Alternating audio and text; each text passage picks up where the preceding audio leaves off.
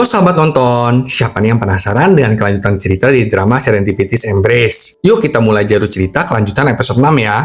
Setelah berciuman yang membuat semua jomblo ngiri, Hongju meminta agar Huyong memberikannya waktu untuk menyesuaikan diri dengan status hubungan mereka yang baru sekarang. Mereka berdua pun pulang ke Seoul dengan status baru nih. Pas sampai depan rumah, Beuk memergoki mereka sedang saling tatap dan menggoda pasangan baru itu. Di rumah, Beuk menanyakan apakah benar Huyong mengundurkan diri dari perusahaan keluarga. Beuk mengetahui hal ini dari Ibu Huyong.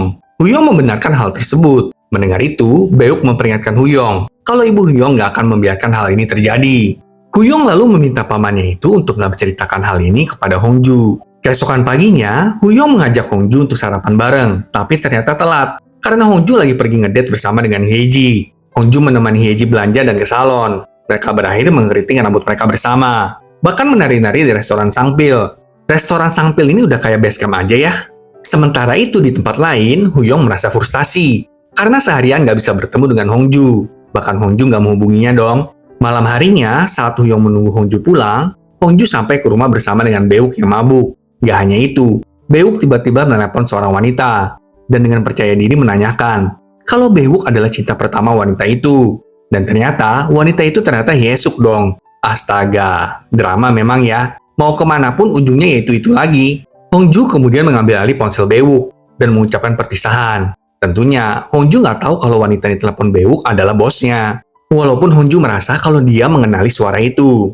Keesokan harinya, Hyeji dengan sangat bersemangat bersiap untuk pergi mendaki gunung hari itu bersama dengan ayahnya dan Kyungtaek. Tapi sayang sekali, Kyungtaeknya jatuh sakit.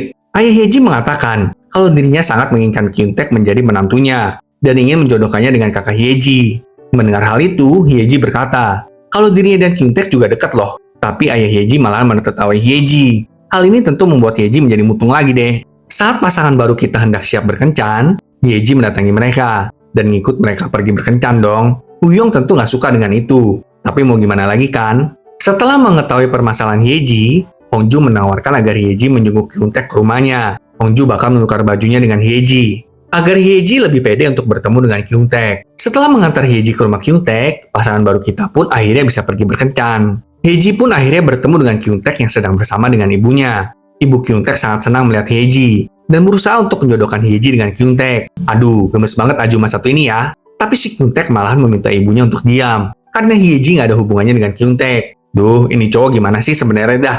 Mendengar itu, Hyeji pergi gitu aja loh dengan sedih. Sedangkan di tempat lain, Junho pergi mendatangi ayah Hyeji. Ternyata Junho sama Hyeji itu sepupuan gitu. Ayah Hyeji memperingatkan Junho untuk nggak mengganggu Hongju lagi, karena Junho dulu pergi begitu aja. Apapun alasan Junho waktu itu, harusnya Junho mengatakannya dulu.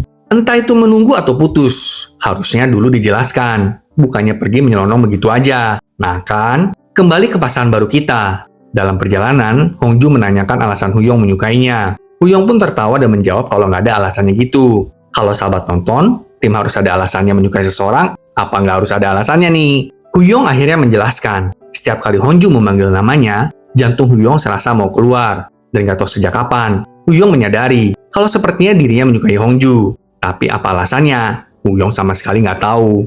Dan saat mereka hendak berciuman, Beuk menelepon Hongju dan menyatakan keadaan darurat. Mereka pun bergegas pulang ke rumah. Dan ternyata keadaan darurat itu adalah ibu Huyong datang ke Seoul. Huyong pun pergi menemui ibunya dan meminta ibunya untuk memproses pengunduran diri Huyong di perusahaan. Tapi ibunya tidak menggubris ucapan Huyong dan pergi begitu aja. Keesokan harinya di sekolah, Kyungtaek menerima sebuah bingkisan. Ternyata itu adalah sepatu yang Kyungtaek pinjamkan kepada Hyeji sewaktu mereka menjenguk Hongju ke rumah sakit kemarin itu. Hyeji menuliskan ucapan terima kasihnya kepada Kyungtaek. Kyungtaek lalu berusaha untuk menemui Hyeji. Tapi dia salah ngomong dong. Kyungtaek tanya, apa Hyeji sudah meminta maaf soal kemarin? Duh, ampun Denny satu. Hyeji bingung dan tanya balik. Loh, kemarin aku udah minta maaf. Apa nggak cukup itu? Hyeji juga menambahkan, kalau dirinya tidak akan mengganggu Kyungtaek lagi. Wah, apakah Hyeji beneran menyerah mendapatkan Kyungtaek nih? Sementara itu, Hongju pergi mendatangi studio Junho untuk memulai pekerjaan mereka. Di studio Junho, semuanya masih terisi dengan benda-benda kenangan mereka berdua. Mulai dari surat-surat yang Hongju kirimkan kepada Junho, buku-buku karangan Junho yang selalu Hongju sukai, dan kemudian foto-foto kenangan mereka berdua yang masih dipajang di kulkas Junho. Coba saat itu Hongju tahu alasan Junho pergi. Mungkin keadaan sekarang bisa berbeda ya.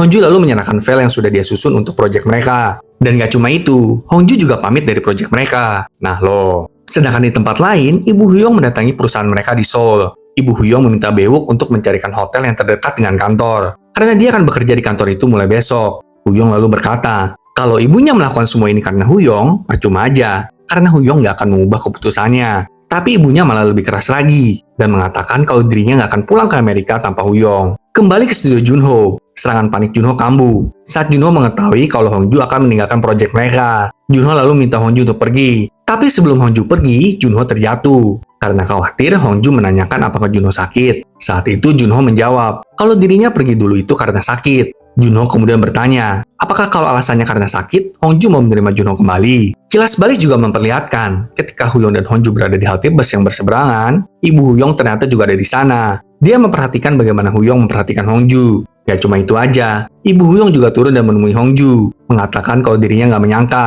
kalau putranya menyukai gadis yang manis. Ternyata, dari dulu ibunya tahu ya kalau putranya menyukai Hongju. Jangan lupa saksikan akhir cerita mereka minggu depan ya sahabat nonton. Sampai jumpa.